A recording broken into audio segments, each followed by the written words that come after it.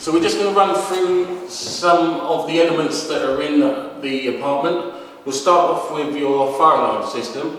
Your fire alarm system is a wired system, so it's a wired system from your fuse board, but it also has battery backup. On here you can see we have the press to test. You just press that button there and it gives the test for your fire alarm. Do that regularly just to be on the safe side, just to make sure everything's working. If you do press it and it doesn't work, just get in contact with an electrician who'll come and have a look at that for you. And you'll see your buttons here, the green lights. It always tells you that it's connected and it's working fine. This little unit here is a sprinkler. All of the apartments have sprinklers. Now, the sprinklers come off of what we call the boosted cold water system, and it's not like what you see on the TV. If there was a fire in this area, that would pop down and the water would come out, but only in this area here. It doesn't happen everywhere.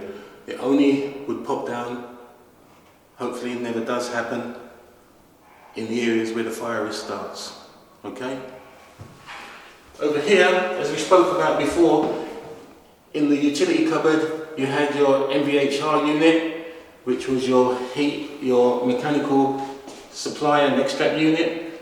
In this area here, being the living room, this is a supply fan. You also got a similar supply fan in the bedrooms. In the bathroom and in the kitchen area, you have a different type of fan. And you'll see, we'll take you across to the kitchen one and you'll see the difference in shape. So whereas we looked at the supply fan and it had a concave unit in, this one has a more of a circular unit, so you can see that this is an extract fan and the other one is a supply fan. So this item here is what we call an access panel. Behind this wall there is a saw vent pipe or a rainwater pipe. Most of them that have an access panel will be a saw vent pipe. And if there was any blockages, then what would happen is that somebody would have to enter the apartment, flip these over. They're very hard to undo. You most probably have to get a screwdriver in there, flip that open.